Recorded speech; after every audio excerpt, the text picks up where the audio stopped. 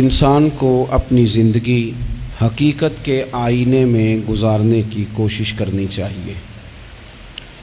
بہت ساری خوش فہمیوں سے، بہت ساری غلط فہمیوں سے اور بہت سارے دعووں سے اپنے آپ کو بچا کے رکھنا چاہیے۔ اللہ تعالیٰ کی رحمت پر امید رکھنا، نبی پاک صلی اللہ تعالیٰ علیہ وسلم کی شفاعت کی امید رکھنا، نیک اور صالحین کی نسبت کی امید رکھنا، یہ برا نہیں، یہ بڑا ہی بہترین ہے، یہ بڑا ہی خوبصورت عمل ہے، اس کی بہت ساری برکات ہیں۔ لیکن کسی غلط فہمی کا شکار ہو جانا اور یہ ساری امیدیں وابستہ کر کے یا ان ساری باتوں کو پیش نظر رکھ کے بے عمل ہو جانا، اپنی زندگی کو امور خیر سے پیچھے کر لینا، یہ نہ صرف یہ کہ قابل تحسین نہیں بلکہ یہ قابل توجہ ہے، اس کی اصلاح کی ضرورت ہے۔ قرآن مجید سورہ بقرہ سے جو آیہ کریمہ میں نے تلاوت کی ہے، اس میں اللہ تبارک و تعالیٰ نے اسی بات کا ذکر اہل یہود کے لیے فرمایا ہے۔ یہودی جگہ جگہ قرآن مجید بتاتا ہے کہ کہیں کہتے تھے کہ ہم اللہ کے بیٹے ہیں، معاذ اللہ، اللہ کے بڑے پیارے ہیں، ہمیں تو تھوڑے دنوں کے لیے عذاب ہوگا، بڑی جلدی ہمیں معاف کر دیا جائے گا۔ وہ بڑی لمبی چوڑی خوش فہمیوں کا اظہار کرتے اور بڑے بڑے دعوے کرتے۔ پھر چلتے چلتے انہوں نے ایک اور دعویٰ کر دیا، کہنے لگے کہ آخرت کا گھر تو صرف ہمارے لیے ہے، جنت میں صرف یہودی جائیں گے اور کوئی نہیں جائے گا۔ اللہ تبارک و تعالیٰ نے ان کے اس دعوے کا ذکر فرمایا ہے۔ یہ دیکھیں دعویٰ کتنا بڑا ہے کہ آخرت کا گھر تو صرف ہمارے لیے، فقط ہمارے لیے۔ مسلمان یہ دعویٰ نہیں کرتے۔ نبی پاک صلی اللہ تعالیٰ علیہ وسلم نے جب اس بات کا اظہار کیا ہے تو اس طرح کیا ہے، فرمایا جنتیوں کی 120 صفیں ہوں گی اور 80 میری امت کی ہوں گی۔ لیکن یہ بھی فرمایا کہ باقی لوگ بھی تو ہوں گے نا، ان کی 40 صفیں ہیں لیکن جنت میں دوسرے پچھلے لوگ بھی موجود ہوں گے۔ یہ دعویٰ نہیں کیا کہ صرف مسلمان جائیں گے، ان سے پہلے جو نبی اور ان کی ایماندار اور نیک امتیں گزری ہیں ان میں سے کوئی جنت میں ہی نہیں جائے گا، یہ نہیں فرمایا۔ لیکن یہ اس طرح کے دعوے بعض لوگ کرتے ہیں اور سنائی دیتے ہیں۔ تو یہودی بھی یہ کہا کرتے تھے کہ جنت تو خالص ہمارے لیے اور کوئی نہیں جائے گا اس میں۔ تو اللہ کریم نے فرمایا کل ان کانت لکم الدار الآخرۃ عند اللہ خالصۃ من دون الناس، اے محبوب علیہ السلام آپ ان سے فرما دیں اہل یہود سے کہ اگر آخرت کا گھر اللہ کے نزدیک باقی سب لوگوں کو چھوڑ کے خالص تمہارے لیے ہی ہے، سب کو چھوڑ کے صرف تمہارے لیے ہے آخرت کا گھر، تو فتمنوا الموت، تو پھر جنت میں تو مر کے جانا ہے نا، لہذا موت کی تمنا تو کرو۔ پھر کہو نا یا اللہ ہمیں موت دے تاکہ وہ جو تو نے ہمارے لیے اتنی بڑی چیز بنائی ہے ہم اس سے استفادہ کر سکیں۔ پھر تم موت کی تمنا کرو ان کنتم صادقین، اگر تم سچے ہو۔ لیکن رب فرماتا ہے وَلَن يَتَمَنَّوْهُ أَبَدًا بِمَا قَدَّمَتْ أَيْدِيهِمْ، یہ کبھی بھی موت کی تمنا نہیں کریں گے، انہیں پتہ ہے جو انہوں نے کمائی کر کے آگے بھیجی ہے۔ یہ موت کی دعوے کریں گے کہ جنت میں صرف ہم ہی جائیں گے، لیکن کبھی بھی موت کی تمنا، یہ کبھی موت کی تمنا نہیں کریں گے، اس لیے کہ انہیں پتہ ہے کہ ہم نے آخرت کے لیے کیا۔ یہ جو بہت سارے لوگ کہتے ہیں نا میری نسبت اور میری بات اور بلے بلے سارا کچھ میں ہی ہوں، تو ان سے کہو پھر سارا پیسہ کوٹھی پہ ہی لگائے جاتے ہو، پھر تو جنت تمہارا انتظار کر رہی ہے، پھر یہاں اتنے خرچے کرنے کی تمہیں کیا مشکل پڑی ہوئی۔ قرآن مجید کہتا ہے یہ کبھی بھی موت کی تمنا نہیں کریں گے، ان کو پتہ ہے جو اعمال انہوں نے کر کے بھیجے ہیں۔ واللہ علیم بالظالمین، اللہ ظالموں کو جانتا ہے، اللہ کو خبر ہے۔ میرے نبی پاک صلی اللہ تعالیٰ علیہ وسلم نے فرمایا اگر یہودی موت کی تمنا کرتے، جب ان سے کہا گیا تھا نا کہ اگر آخرت کا گھر خالص تمہارے لیے ہے تو موت کی تمنا کرو، اگر اس مقام پر وہ موت کی تمنا کرتے تو اسی وقت سارے مر جاتے، ختم ہو جاتا معاملہ۔ اگر تمنا کر لیتے تو تمنا ہی نہیں کریں گے۔ خوش فہمیوں میں مبتلا ہونا، بڑی بڑی باتیں کرنا، بڑے بڑے دعوے کرنا، بڑے بڑے تذکرے کرنا، بڑی بڑی اعلانیہ گفتگو کرنا اور اپنے ہی خیال میں بڑا کچھ بن جانا، یہ سنجیدہ لوگوں کا طریقہ نہیں۔ میں نے کچھ آستانے اپنی آنکھوں سے دیکھے، وہ کہتے ہیں جناب ہمارے حضرت کی نسبت اور حضرت ساتھ بیٹھے مسکرا رہے ہیں۔ اتنی دیدہ دلیری تو نہیں نہ ہونی چاہیے، آپ اپنے سامنے سارا کچھ اپنے آپ کو کہلوا رہے ہیں۔ شیخ ہلکا ہلکا مسکرا رہے ہیں، ان سے پوچھیں تو کہتے ہیں جی میں تو نہیں انہیں کہتا، تو آپ کہتے نہیں تو منع کیوں نہیں کرتے؟ آپ خوش فہمیوں میں، نعت خواں کھڑا ہوا ہے تو اس نے نسبت کی بات شروع کیا تو اللہ جانے وہ کدھر کا کدھر پہنچ گیا ہے۔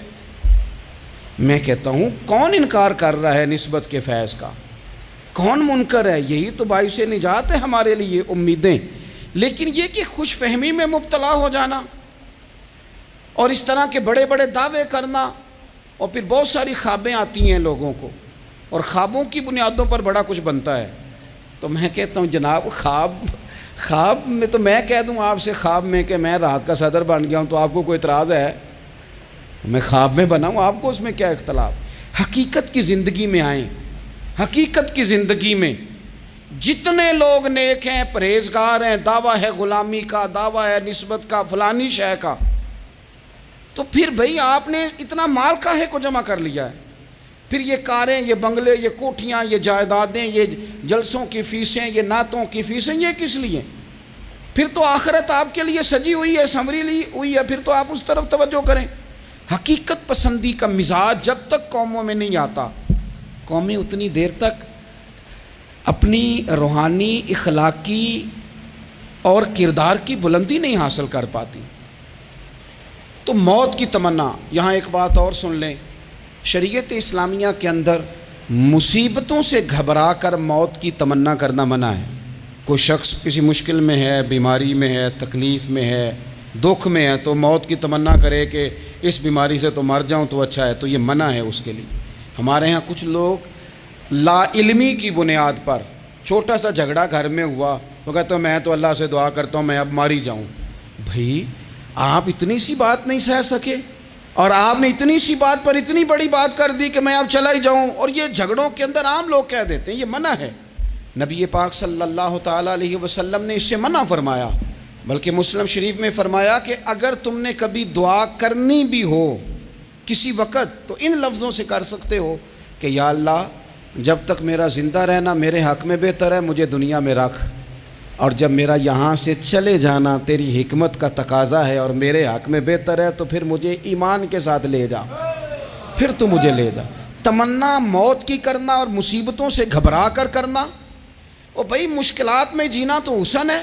اصل میں نا جس کی جان تھی نا اس کے نام نہیں نہ لگائی ہم نے کبھی بچوں کے نام لگا دی، کبھی کاروبار کے نام لگا دی، کبھی دوستوں کے نام لگا دی، پھر وہ بے وفا ہوا تو مرنے کو جی چاہا، وہ بے وفا ہوا تو مرنے کو جی چاہا، اس نے تنگ کیا تو مرنے کو جی چاہا۔ النبی اولیٰ بالمؤمنین من انفسہم، اللہ فرماتے ہیں تم نہیں جان کے مالک، میرا نبی تمہاری جانوں کا مالک ہے۔ جان پاوے نہ جان میرے محبوبہ، میں تے لگیاں توڑ نبھیساں، رات تیرے وچ رول کے مرساں، تے قدم نہ پچھاں ہٹیساں، شہر تیرے دے ٹکڑے منگساں، تے تیرے کتیاں دے قدم چمیساں، آزم اے جان امانت تیری، تو جدوں منگساں میں پیش کرے ساں۔ یہ تو کسی اور کی ہے، ہماری ہے نہیں۔ تو بہت سارے لوگ گھبرا کر ہو بڑی تکلیف آ گئی، بھئی آپ جلدی نہ کریں، بالکل جلدی نہ کریں، آپ حوصلہ پیدا کریں، اور جیا تو جاتا ہی مشکل میں ہے۔ اقبال نے کہا تھا کار جہاں دراز ہے اب میرا انتظار کر، یہ زندگی لمبی ہے، یہ مشکلات سے ہو کر کے گزرتی ہے، اس میں مد و جزر رہتا ہے۔ تو شریعت اسلامیہ میں منع ہے موت کی تمنا کرنا، موت کی خواہش کرنا، بلکہ نبی پاک صلی اللہ تعالیٰ علیہ وسلم نے تو یہاں تک ارشاد فرمایا کہ تم موت کی تمنا نہ کرو، اس لیے کہ اگر تم برے ہو اور زندہ ہو تو ہو سکتا ہے زندگی میں اللہ تمہیں توبہ کی توفیق دے دے، اور اگر تم اچھے ہو تو پھر بھی موت کی تمنا نہ کرو، اس لیے کہ اچھے ہو تو تمہاری اچھائی میں روز برکت ہی ہو رہی ہے، لوگوں کو فائدہ ہی ہو رہا ہے، خیر ہی بٹ رہی ہے۔ تمنا موت کی کرنا، اور ویسے بھی نہ ہم اپنی مرضی سے یہاں آئے ہیں اور نہ مرضی سے جانے کی کوشش کرنی چاہیے معاذ اللہ۔ نہ اپنی مرضی آئے ہیں نہ اپنی مرضی سے کوئی مرنے کی کوشش کرے گا تو خودکشی حرام ہے، اور رب رسول کی مرضی سے مرے گا تو وہ شہادت ہے۔ وہ اس طرح کی شہادت ہے کہ جس میں کہا مردہ کہنا ہی نہیں، یہ تو زندہ ہے، اس لیے کہ میرے نام پہ مر گیا ہے۔ تو موت کی تمنا کرنا یا اس طرح کا رویہ منع ہے۔ البتہ یہ جو یہود کا کام تھا، ان کا جو لہجہ تھا، اللہ فرماتے ہیں یہ تو ہزار سال عمر مانگتی ہیں تو جانا ہی نہیں چاہتے۔ کچھ لوگ لمبی عمر کے حریص ہوتے ہیں، اس کی وجہ یہ ہوتی ہے کہ آخرت کے لیے کام نہیں کیا، آخرت پر اس طرح کا یقین نہیں، اس طرح کا مزاج نہیں، دنیا داری کا مزاج بن گیا، بہت سارا مال جمع کر لیا، بڑے بنگلے بنائے، اتنی مشکل دنیا داری کٹھی کی، اب چھوڑ کے مر جائیں۔ ان لوگوں کا مرنے کو دل ہی نہیں کرتا، کوئی ارادہ ہی نہیں ہے، بالکل نہیں دنیا چھوڑنا چاہتے، محنت سے کٹھی کی ہے، اتنے لاؤ لشکر بنائے ہیں، اب کیسے چھوڑ جائیں۔ کچھ لوگ ایسے ہیں جنہوں نے گٹھڑی باندھ کے رکھی ہوئی ہے، ان کو زیادہ ویٹ نہیں کرنا پڑتا، اس لیے کہ انہوں نے کوئی سامان بوکی نہیں کرایا، تو جو ہے ہینڈ کیری ہے، اس لیے لوگ انتظار کرتے رہیں گے اور جناب بلال حبشی جنت میں پہنچ بھی جائیں گے۔ ابھی میزان عمل لگا ہوگا لیکن حضرت ابو ذر غفاری جنت میں ٹہلتے ہوئے نظر آ رہے ہوں گے۔ لوگوں نے جمع نہیں نہ کیا، جتنا مال زیادہ اتنی چیکنگ بھی اس کی زیادہ، جتنے بیگ زیادہ، ایئرپورٹ پہ اتنا انتظار بھی زیادہ۔ ہینڈ کیری والے کو کوئی مسئلہ اسی کسے دے کچھ بھی نہ لگ دے تے نہ کوئی ساڈا دردی، بھئی مال کاہے کا تو حساب کاہے کا۔ مولا علی شیر خدا کرم اللہ تعالی وجہہ الکریم سے کسی نے کہا ہم گنجائشیں تلاش کرتے ہیں نا، اور شریعت کی گنجائش اختیار کرنے میں حرج بھی کوئی نہیں ہوتا، شریعت گنجائش دیتی ہے، مال جائز ہو آپ کو تو آپ اس کو استعمال کریں، بڑا مکان بنائیں، بڑی جائیداد خریدیں، بڑی گاڑی میں سفر کریں، مہنگا موبائل خریدیں، اچھے کپڑے پہنیں، کوئی منع نہیں کرتا۔ لیکن جو حضور کا مزاج ہے، جو سرکار نے اپنے لیے پسند کیا، وہ یہ ہے کہ سویرے روٹی کھانی ہے، شام کو فاقہ کرنا ہے۔ تو حضرت مولا علی شیر خدا کرم اللہ تعالی وجہہ الکریم سے کسی نے کہا کہ چلو جائز پیسے اکٹھے کر لیں، جائز تو جمع کرنا منع نہیں۔ تو حضرت علی کی باتیں بڑی حکمتوں والی تھی نا، تو ایک جملے میں انہوں نے کئی جواب دے دیے۔ کہنے لگے میاں مال حرام ہو تو عذاب ہوتا ہے، حلال ہو تو حساب ہوتا ہے، لہٰذا ہم دونوں کام ہی نہیں کرتے، نہ ادھر جاتے ہیں نہ ادھر جاتے ہیں۔ جمع کرنے کی حاجت کیا ہے؟ دنیا اتنی سجا لینا، اتنی سوار لینا،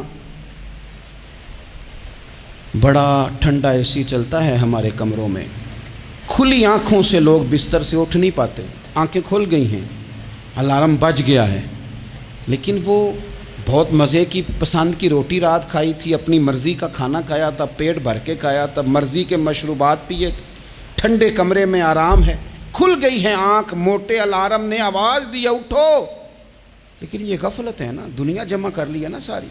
میں آپ کو صحیح بتاتا ہوں، اگر یہ ساری آسانیاں نہ ہوں، دقتیں ہوں، تو کچھ رات کو ہمیں تھوڑا پسینہ بھی آئے تو بار بار آنکھ کھلے، یہ مچھر کبھی نہ سونے دے تو بار بار آنکھ کھلے، یہ تن آرام پسند نہ ہوں تو کچھ اٹھیں، کچھ رات کو گرمیوں کی چھوٹی راتوں میں بھی تہجد پڑھی جا سکے۔ لیکن اقبال کہتے ہیں لہو مجھ کو رلاتی ہے جوانوں کی تن آسانی، یہ تن آسان ہو گئے، مزاج نہیں رہا ہمارا، ہمیں آرام چاہیے، سکون چاہیے۔ آپ یقین کریں کبھی کبھی میں حیران ہوتا ہوں، رونا آتا ہے اپنی اگلی نسل پر، رونا آتا ہے، یعنی بچے مدرسے میں پڑھنے والے، چونکہ وہ اے سی والے گھر سے اٹھ کے آتے ہیں، مدرسے میں پڑھنے والے بچے کہتے ہیں جناب وہ کچھ گرمی زیادہ ہے تو میری کچھ طبیعت برداشت نہیں کرتی، تو میری اماں نے کہا تھا 4 چھٹیاں لے لو، یہ موسم ٹھیک ہو جائے گا تو پھر سے تعلیم ہو جائے گی۔ تو غور سے چہرے دیکھتے ہیں تو ہم کہتے ہیں یار اگر کل کو ہمیں جہاد پہ جانا پڑا تو ہم لوگ جائیں گے، ہم میدانوں میں نکلیں گے، ہم وہ لوگ ہیں جو سختیاں برداشت کریں گے، یہ والے لوگ ہیں جو میدان میں جائیں گے جو 1 منٹ کے لیے اتنی دنیا جمع کر لی، مرنے کو جی نہیں چاہ رہا۔ حضرت شاہ فرید الدین عطار رحمۃ اللہ علیہ کہتے ہیں میں بڑا مہنگا کاروبار کرتا تھا، عطر بیچتا تھا، مہنگا کاروبار ہے نا، عرب شریف کے اندر آپ جائیں تو جہاں سونے والی دکان ہوتی ہے اس کے ساتھ خوشبو والی دکان ہوتی ہے، مکہ مکرمہ میں دیکھ لیں، مسجد نبوی میں دیکھ لیں، مہنگا کاروبار ہے یہ، اور اب میرا بزنس تھا، کاروبار تھا۔ تو آپ فرماتے ہیں کہ ایک دن ایک بزرگ آ گئے، انہوں نے ایک شیشی دیکھی، خوشبو سونگی، دوسری، تیسری، چوتھی، اچھے سیل مین آگے بڑھ کے خود کہتے ہیں آپ کو کیا چاہیے. میں نے بھی کہا بابا جی کیا چاہیے مجھے بتائیں, کیا دیکھ رہے ہیں؟ تو بابا جی بڑے دھیمے ٹھنڈے اور حوصلے والے لہجے میں کہنے لگے, پتر دیکھ رہا ہوں تیری جان بڑی مشکل سے نکلے گی. تو میں نے کہا وہ کیوں؟ کہنے لگے اتنی مہنگا مہنگا تو نے مال جمع کیا ہے, کبھی مرنے لگے گا تو یہ یاد آئے گا, کبھی وہ یاد آئے گا, کبھی سادہ کر لیں اس کو سادہ کر لیں, کبھی اس سوسائٹی والا پلاٹ یاد آئے گا, کبھی ادھر والا یاد آئے گا, کبھی لاہور والا یاد آئے گا. کہاں مرنے کو جی چاہتا ہے. اور پھر ایک اور دھوکہ ہے, میں بچوں کے لیے کر رہا ہوں. بچوں کے نام تو ایک دھیلا بھی نہیں, وہ تو سارا آپ کے اپنے نام ہے. ایسے ہی بہانہ بنائے ہوئے بچوں, کس بچے کے نام؟ بچے نے تو 50 دفعہ کہا ہے کہ وہ ایک دکان بیچ دو, میں نے کام کرنا ہے. تو ابا کہتا مراں گا تو تاں بکے گی.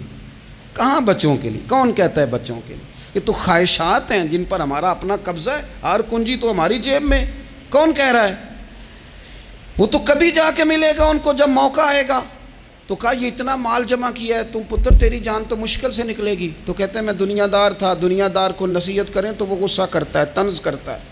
کہتے ہیں مجھے غصہ آیا تو میں نے جھٹ سے کہا, لوگ کہتے نہیں تم اپنی قبریں جانا ہے تو میں اپنی, کہتے میں نے جھٹ سے کہا, میں نے کہا بابا میری جان تو مشکل سے نکلے گی تو تیری کیسے نکلے گی؟ تو کہتے ہیں بابا جی کہنے لگے پتر ادھر آ نا ذرا. تو میں کاؤنٹر کے اوپر سے ہو کے بابا جی کے پاس آیا. وہ میری دکان کے فرش پہ لیٹے, کعبے کو منہ کیا, کلمہ پڑھا اور ان کی روح پرواز کر گئی. عرش فرشتے بانگاں ملیاں, مکے پہ گیا شور, بلے شاہ اسی نہیں مرنا, اے تے مر گیا ہی کوئی ہور, نالے وارث شاہ وہ کدوں مر دے جنہ کیتیاں نیک کمائیاں نے. کہا یہ دیکھ لو مر گئے, بس اتنی کام تھا, تیاری ہے. امام غزالی کا آخری وقت تھا نا, تو انہوں نے وضو کیا, غسل کیا, خوشبو لگائی, اپنے ہاتھوں سے چادر بچھائی, پھر تکیہ رکھا, پھر لیٹے, پھر حضور پہ درود پڑھا, اور پھر کہنے لگے رب اگر تیری مرضی ہے تو غزالی بھی تیرا تیار ہے. بس یہ جملے زبان پہ تھے اور روح پرواز کر گئی. موت کو سمجھے ہیں غافل اختتام زندگی, یہ ہے شام زندگی, پھر صبح دوام زندگی. عزیز بھائیو, ہم نے نا بڑی آسائشیں جمع کر لی, بڑا کچھ اپنی عقل کے زور پر ہم نے اکٹھا کر لیا. نہیں ہمارا پروگرام. کسی سے پوچھ لیں صحت کیسی ہے, تو عمر اگر اس کی بڑی اوپر بھی چلی جا رہی ہو, اب تو خیر سالگرہ میں آنے کا رواج ہر جگہ آ گیا ہے, ہم سے بھی لوگ پوچھتے ہیں کہ آپ بتائیں آپ کس تاریخ کو پیدا ہوئے تھے, تو میں کہتا ہوں کوئی کارنامہ سر انجام دے لینے دو, پھر بتا دیں گے.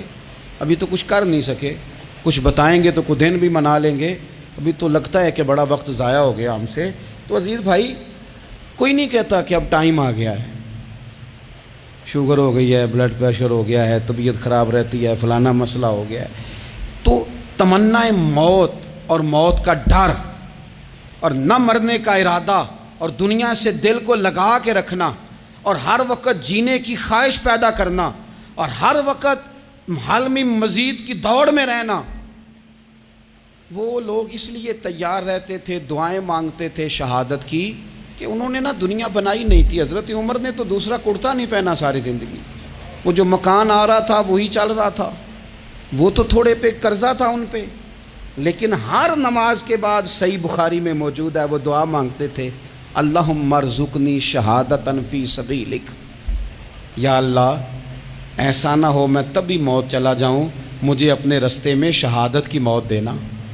ہر نماز کے بعد دعا مانگی جا رہی, لیکن شہادت والی موت کی نہیں, شہادت والی موت. اللہم ارزقنی شہادتاً فی سبیلک.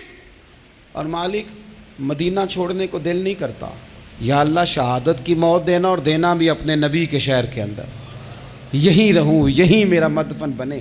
اللہ نے انہیں موقع دیا. آپ دیکھیں نا ان لوگوں کا دل کرتا تھا. حضرت خالد بن ولید رضی اللہ تعالیٰ عنہ ساری زندگی میدان میں گزاری, پورے جسم میں 1 انچ جگہ باقی نہیں تھی جہاں زخم نہ ہو, ساری زندگی میدان میں رہے, لیکن آخری وقت روتے تھے, فرماتے تھے اس کی بے نیازی دیکھو, میں شہادت کے لیے میدان میں رہا لیکن شہادت میرا مقدر ہی نہیں تھی. اور پھر آخری وقت بھی فرمایا میرا گھوڑا, میرے کپڑے, میری زرہ, میری تلوار یہ کسی مجاہد کو دے دینا, چلو میں اب جہاد میں نہیں ہوں تو میرا سامان تو جہاد میں رہے, کسی مجاہد کو دینا.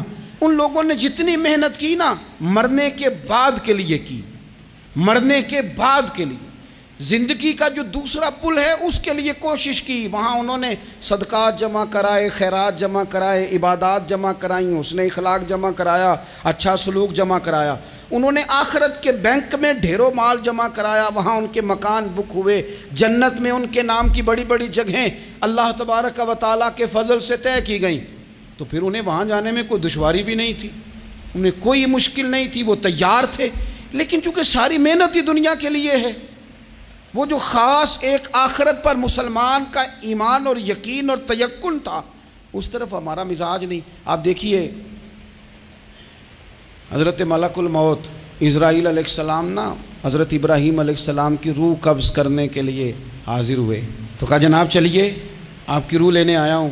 تو حضرت ابراہیم علیہ السلام فرمانے لگے اسرائیل، یہ قاضی ثناء اللہ صاحب پانی پتی رحمۃ اللہ علیہ نے اس کو تفسیر مظہری میں لکھا ہے، حضرت ابراہیم خلیل اللہ علیہ السلام فرمانے لگے اسرائیل کیا کوئی خلیل بھی اپنے خلیل کی روح قبض کرتا ہے؟ وَاتَّخَذَ اللَّهُ ابراہیم خلیلا، اللہ نے تو مجھے دوست بنایا، دوست ہو کے دوست کی روح قبض کرنے جا رہا ہے۔ حضرت اسرائیل نے ارادہ چھوڑا اور حضرت ابراہیم کا وہ جملہ لے کے رب کی بارگاہ میں حاضر ہوئے، عرض کی مالک جناب ابراہیم علیہ السلام نے فرمایا ہے کہ اللہ کی بارگاہ میں عرض کرو کہ مالک کیا کوئی خلیل بھی اپنے خلیل کی روح قبض کرتا ہے؟ تو رب کریم نے فرمایا اب میرا بھی پیغام جا کے جناب ابراہیم کو دے دو، ان سے جا کے کہو رب فرماتا ہے کیا کوئی خلیل بھی اپنے خلیل کی ملاقات کو ناپسند کرتا ہے؟ آپ کو تو ملنے کو بلا رہے ہیں، موت تو ایک پل ہے، یہاں سے گزریں گے تو جا کے محبوب سے ملیں گے، تو کیا کوئی خلیل بھی ناپسند کرتا ہے کہ وہ اپنے خلیل سے ملاقات نہ کرے؟ حضرت سیدنا اسرائیل علیہ السلام پیغام لے کے آئے اور کہا ہے اللہ کے خلیل رب فرماتا ہے کیا خلیل بھی خلیل کی ملاقات کو تو حضرت ابراہیم تو کھول کے روئے، کہنے لگے اب دیر نہ کر، اب ذرا جلدی کر، اب ذرا جلدی لے جا۔ اور میرے نبی پاک صلی اللہ علیہ وسلم نے فرمایا، سیاستہ میں حدیث ہے، فرمایا تم میں سے جو رب سے ملنے کو پسند کرتا ہے نا، جو اللہ سے ملنے کا شوق رکھتا ہے نا، اللہ بھی اس کی ملاقات کو پسند فرماتا ہے۔ تم میں سے جو رب سے ملنے کا شوق رکھتا ہے، اقبال کیا کہتے ہیں؟ کہتے ہیں تیرے عشق کی انتہا چاہتا ہوں، تو میری سادگی دیکھ میں کیا چاہتا ہوں، میرا ذرا سا تو دل ہے مگر شوق اتنا، میں وہی لن ترانی سنا چاہتا ہوں، مالک میرا دل کرتا ہے میں تجھ سے کہوں رب آرینی، میں تجھے دیکھنا چاہتا ہوں، اور تو مجھے کہے لن ترانی تو نہیں دیکھ سکتا، میرا ذرا سا تو دل ہے مگر شوق اتنا، میں بھی وہی لن ترانی سنا چاہتا ہوں۔ پھر خود ہی کہنے لگے او بھری بزم میں راز کی بات کہہ دی، میں بڑا بے ادب ہوں سزا چاہتا ہوں۔ یہ تو سب کو بتانے والی بات ہی نہیں تھی جو میں نے بتا دی، بھری بزم میں راز کی بات کہہ، بڑا بے ادب ہوں سزا چاہتا ہوں۔ نبی کریم علیہ السلام نے فرمایا تم میں سے جو رب کی ملاقات کا شوق رکھتا ہے نا، اللہ بھی اس کی ملاقات کو پسند فرماتا ہے۔ اور فرمایا تم میں سے جس کا رب سے ملنے کا شوق نہیں نا، اللہ بھی اس کی ملاقات کو پسند نہیں فرماتا۔ یہ سیاستہ میں حدیث ہے۔ ایک دفعہ غور کر نہ لیں، فلاں سے ملنے کو بھی جی چاہتا ہے، فلاں علاقہ دیکھنے کو بھی جی چاہتا ہے، فلاں کی ملاقات کو بھی جی چاہتا ہے، کبھی اس کو ملنے کو بھی جی چاہتا ہے جس نے بنایا ہے سارا کچھ، کبھی اس کی صحابہ تو تڑپ کے حضور کی بارگاہ میں آئے تھے نا، وَإِذَا سَأَلَكَ عِبَادِي عَنِّي فَإِنِّي قَرِيبٌ، تڑپ کے کہا تھا یا رسول اللہ صلی اللہ علیہ وسلم سالوں بیت گئے، سجدے کرتے، عبادت کرتے، روزہ رکھتے، حج کرتے، زکوٰۃ دیتے، اب دل کرتا ہے کبھی وہ ملے، کبھی اسے دیکھیں، کبھی یہ حقیقت منتظر نظر آ نہ لباس مجاز میں، لاکھوں سجدے تڑپ رہے ہیں میری جبین نیاز میں، دل کرتا ہے ملنے کو۔ تو جب صحابہ نے آ کے حضور کی بارگاہ میں یہ عرض کی نا یا رسول اللہ رب سے ملنے کو جی چاہتا ہے، تو اللہ نے فرمایا وَإِذَا سَأَلَكَ عِبَادِي عَنِّي فَإِنِّي قَرِيبٌ، اے محبوب جب میرے بندے آپ کے پاس آ کے میرے بارے میں سوال کریں تو ان سے فرما دو میں تو ان کے قریب ہی ہوں، جب بھی دعا مانگیں گے میں ان کی دعاؤں کو قبول فرماؤں گا، میں قریب ہوں ان کے۔ اپنے دل کے اندر شوق ہو، اللہ رسول کی طرف بڑھنے کا شوق ہو، مسلمان موت سے نہیں ڈرتا، لیکن صحیح بخاری اور صحیح مسلم میں حدیث ہے، نبی پاک علیہ الصلوۃ والسلام نے فرمایا آج ایک مسلمان 1000 کافر کو آگے لگا لیتا ہے اور کافر بھاگ جاتا ہے، ایک وقت آئے گا ایک کافر ہوگا اور 1000 مسلمان کو بھگا ڈالے گا۔ یا رسول اللہ کیوں؟ ہمارے پاس اسلحہ نہیں ہوگا، ہمیں لڑنے کا سلیقہ نہیں آئے گا؟ تو نبی پاک علیہ السلام نے فرمایا یہ مسئلہ نہیں، تمہیں وہن ہو جائے گا، وہن۔ یا رسول اللہ یہ وہن کیا ہوتا ہے؟ تو حضور نے فرمایا تمہیں نا زندگی سے پیار ہو جائے گا، تمہیں مرنا برا لگے گا، کراہت آئے گی مرنے سے، تم مرنا نہیں چاہو گے۔ تو جب کسی کو زندگی سے پیار ہو جائے تو پھر وہ بھاگتا ہے، پھر وہ ہر بندے کی ہر بات مانتا ہے چونکہ وہ جینا چاہتا ہے۔ اور کچھ لوگ ایسے ہوتے ہیں، وہ جب بدر میں مسلمان پہنچے نا تو جاسوس بھیجا ابو جہل نے، کہا جاؤ پتہ کر کے آؤ لوگ کتنے ہیں اور ان میں جوان کتنے ہیں، بوڑھے کتنے ہیں اور اسلحہ کتنا ہے۔ جاسوسی اس دور میں بڑی آسان تھی، کوئی مخصوص وردی تو فوجیوں کی ہوتی نہیں تھی۔ تو وہ شخص آ گیا، مسلمانوں کو دیکھ کر واپس گیا تو جا کے اس نے بدر کے دن ابو جہل سے کہا کہ وہ 313 ہیں اور ان میں بچے بھی ہیں، بوڑھے بھی ہیں اور اسلحہ بھی زیادہ نہیں، اور گھوڑے اور اونٹ اور سواریاں بھی تھوڑی ہیں۔ تو ابو جہل بڑا ہنسا اور معاذ اللہ کہنے لگا کیا ان نے ہم سے لڑنا ہے، تھوڑے سے تو لوگ آئیں، اس طرح کرو صبح نا انہیں پشتوں پہ باندھ کے نا گھوڑوں کی تو مکے لے چلتے ہیں، وہاں جا کے دیکھیں گے ان کے ساتھ کیا کرنا ہے۔ تو وہ جاسوس کہنے لگا پوری بات تو سن لے۔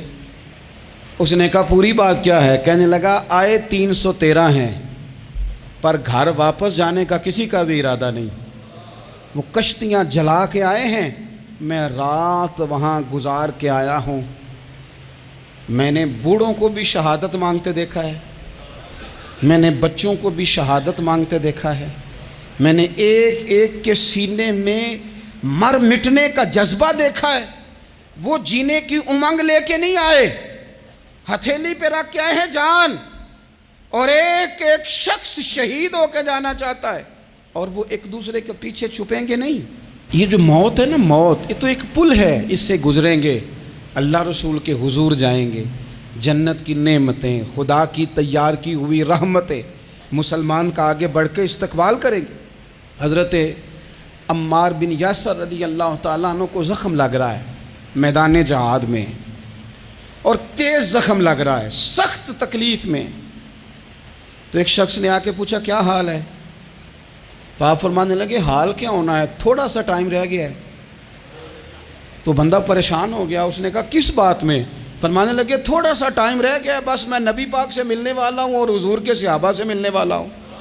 حضرت عمار بن یاسر رضی اللہ تعالیٰ عنہ کہنے لگے تھوڑا سا ٹائم رہ گیا، تھوڑا سا مرنا مرنا ہر کوئی آکھے تے میں بھی آکھاں مرنا، تے جس مرنے تھی خوشبو نہ آوے او مرنا کی مرنا، تے جس مرنے وچ سونا راضی اس مرنے تو کی ڈرنا۔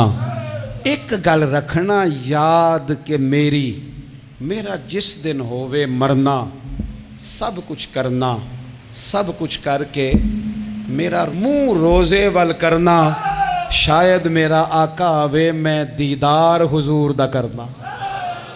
فرمایا کہ وہ تو بالکل قریب آ گیا ٹائم۔ حضرت سیدنا بلال حبشی رضی اللہ تعالیٰ عنہ آخری وقت ہے، لوگ بڑا اس کا منظر جب بیان کرتے ہیں تو خوفناک بیان کرتے ہیں، اس طرح کا لہجہ اختیار کرتے ہیں کہ بات سن کے بندہ کانپ جائے۔ سیدنا بلال حبشی رضی اللہ تعالیٰ عنہ بالکل آخری وقت ہے، جانے کا ٹائم۔